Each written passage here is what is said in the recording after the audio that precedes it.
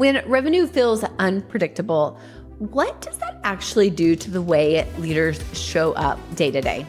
And when revenue becomes more predictable, what actually changes? Decision-making, confidence, the kind of conversations happening in the room. If I'm a CEO or CFO 6 months into a RevOps for clients effort, what should feel materially different if it's truly working? Hi, I'm Courtney Baker, and this is AI Know-How from DeWolf, helping you reimagine your business in the AI era. As always, I'm joined by DeWolf CEO David DeWolf, Chief Product and Technology Officer Mohan Rao, and Nordlight CEO Pete Buer. We're also bringing you part 2 of our conversation with Alyssa Nolte on the intersection of customer experience, customer success, and AI. How do executives know RevOps for clients isn't just another initiative, but a fundamental shift in how we run the business? I sat down with David and Mohan recently to get their thoughts. David, Mohan, you've been there before. When you're leading an organization and revenue is unpredictable, leadership feels reactive. When revenue is predictable, leadership gets to be strategic. It's a really great place to be. Today, we're talking about what changes when commercial operations is truly embedded and how you know it's working. Let's just do a quick talk on outcomes. If I'm a CEO and I've invested in really making this investment in standing up commercial operations for my company, what should feel materially different, let's say 6 months into launching that? Well, I think we could start with a lot of pain points that exist now, right? You said a CEO or CFO. Like, I'd look at the CFOs and say, how often do you have a revenue forecast that you feel like there's great pipeline discipline on the new sales and you've instilled that discipline, but then you're walking the board through it and there's always that surprise of that client churn that you didn't expect, right? Or the downsell that blindsided you. Mhm. I think when you talk about the feeling of different, I think there's a feeling of confidence that comes from rigor and discipline and an improving machine that is material. I also think that there is a feeling of difference when you are making decisions based on data versus based on gut.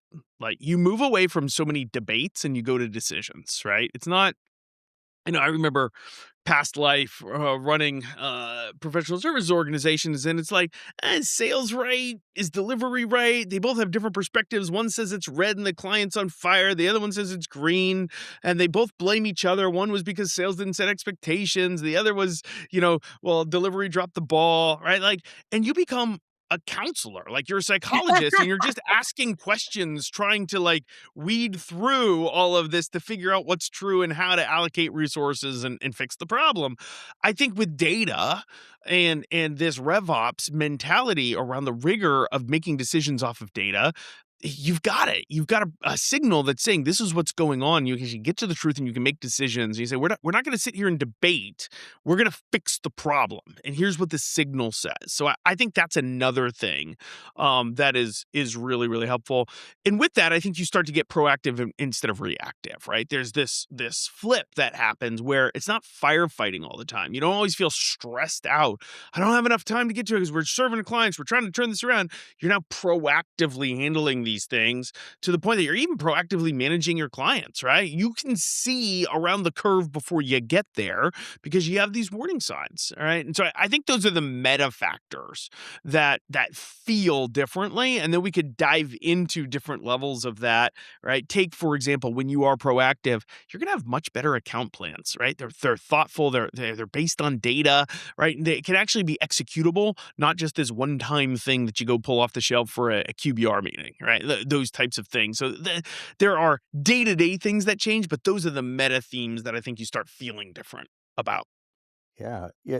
Whenever you deal with any complex things, right? So, which are volatile, uncertain, it's dependent on somebody else, like a customer doing something on your behalf, like signing a contract, whatever it is, it's a very complex thing, right? So, it is really hard to know the future.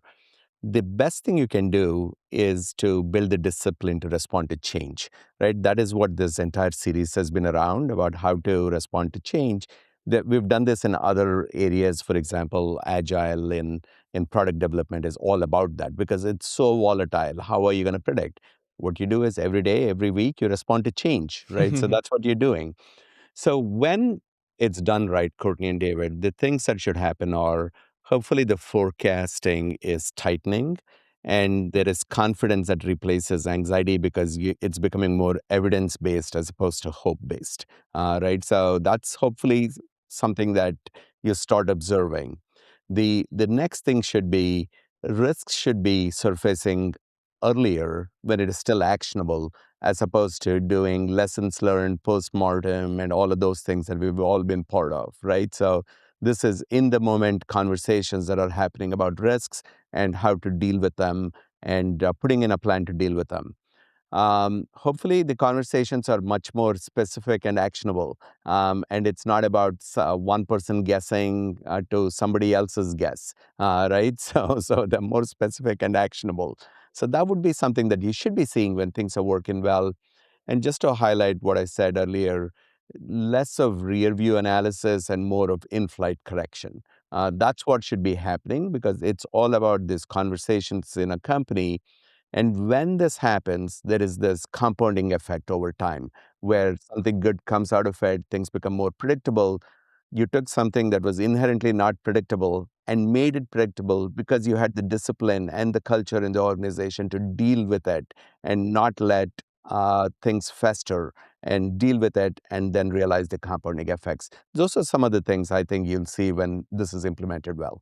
Yeah, it's so good. And I do think there is, even as you're launching things to just expand a little further on the compounding effect, the first quarter, it really is more about just doing the rhythm and kind of goes back to the last episode we were talking about, just using the bad data. It's almost kind of, it's like an LLM. You got to train. You just got to do it. It's going to get better. Quarter two, the data gets cleaner. Quarter three, those patterns start to emerge where you start to see things that when X happens, just go ahead and have the executive conversation. Don't let it fester. Q4, you adjust strategy. Maybe things shift because you've been living and breathing by the actual data that you actually start to build better structures, better frameworks for how you engage with your clients. So, yeah, I love that idea of the compounding effect. That seems to work across multiple different dimensions. I think the other thing that feels different is building on that. Wins breed wins, right? Momentum is a thing, right? And I Mhm. think sometimes we overlook the small wins, but something as small as instilling discipline, right? The old adage, I think it was an admiral several years ago gave a graduation speech where he said, "Wake up every morning and make your bed because you get the first win of the day, and it sets you on the right tone." I think there's a lot of truth to that, right? And if you're waking up every day and you are really making decisions off of the data and you're fixing the little things, it's going to cascade to bigger things. So those bigger things are going to cascade and you're going to start putting out the fires before they start and you're going to start turning accounts around and you're going to start having your net revenue retention tick up. And guess what? You're going to start to have predictable growth. And that breeds a winning culture because you started with the small things. Well, for everybody listening, I hopefully this mini series has helped kind of expand your horizon on what RevOps could look like, what it looks like when you expand it beyond just pre-sale activities, what it looks like for an entire customer journey, what we've called RevOps for clients or commercial operations. And in doing so, we believe it's the thing that gives leaders the confidence to grow deliberately, not accidentally, across the entire customer lifecycle. Essentially, we want what you have pre-sales, post-sales. Ultimately, what we believe is that when that growth is deliberate, that it will compound. And so hopefully some of these practical things that we've talked about will help you get started on this journey for expanding and thinking about RevOps differently than you have before. David, Mohan, thank you as always. Thanks, Court. Thank you. If you are just listening to our discussion and thinking, we need this kind of discipline in my company, well, you're not alone. Be sure to join our upcoming webinar on RevOps for clients later this month. We'll be talking through more practical ways you can extend the discipline of RevOps through the entire customer lifecycle. You can register to join us at knownwell.com/RevOps. Alyssa Nolte is a partner at Ology and the founder of TrueView. I got the chance to talk with her recently about the real impact of AI on CX and much more. Here's the second part of our conversation. So I'm curious, as you kind of talk through, the real life impact of AI, and certainly we've talked about the challenges, I would love for you to share maybe some of the times that it has delivered real impact on retention or growth or that customer journey. Where have you seen AI make an impact? So we work as a research company, and one of our roles is to really be the advocate for the customer in your process, right? So we don't necessarily sell a product or service, but we get to be that voice in the room when sales is pushing for sales demo leads and requiring a form fill, and customer success says, well, we have to do a QBR every 30 days or whatever it is, and product wants to launch all these new features and finance wants to cut costs. There's all these voices in the room. We tend to represent the customer. And so for us, the ability to take everything that your customer is telling you about how you want to be sold to and how they want to experience your product, that's a lot of information. And a lot of times it's presented for a certain type of person, right? We learned this thing in marketing, so therefore it's from marketing's lens.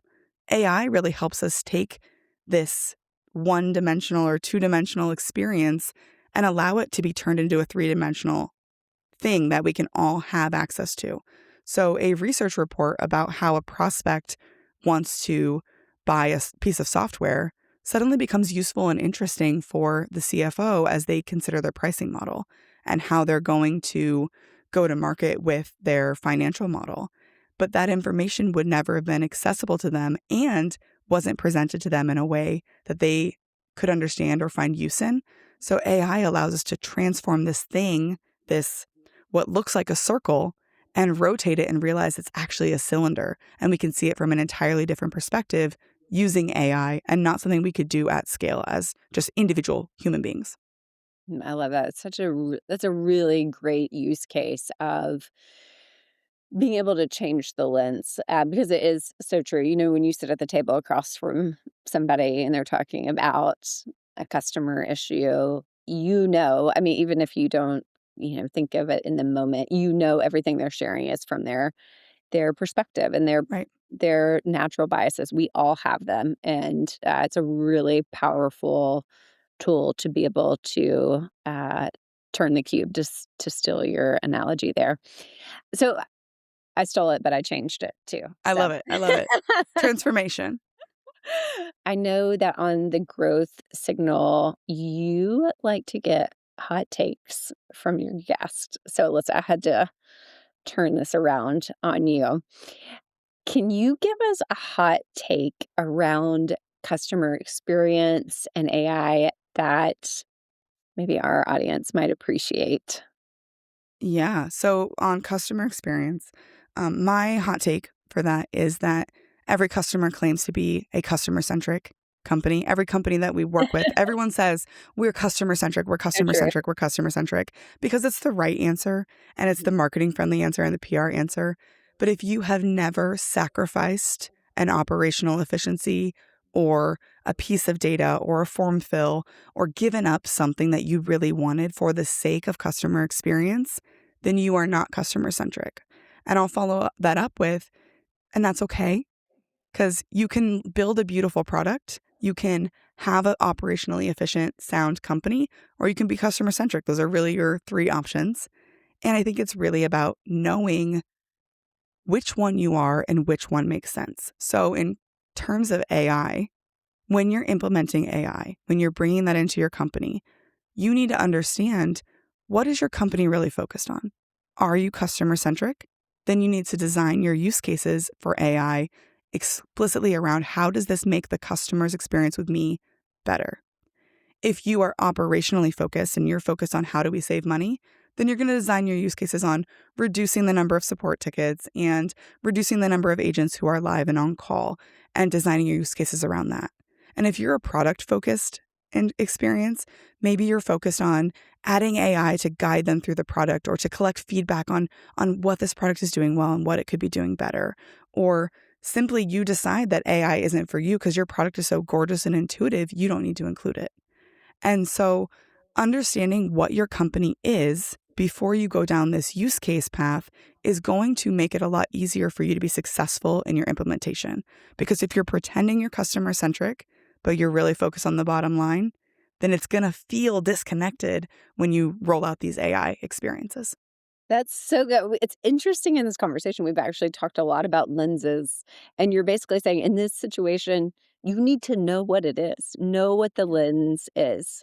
And that resonates with me a lot. Every company I talk to is a customer. Everybody. Right.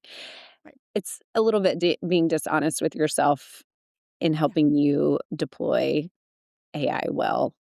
Well, the example I always give for a product-centric company is Apple.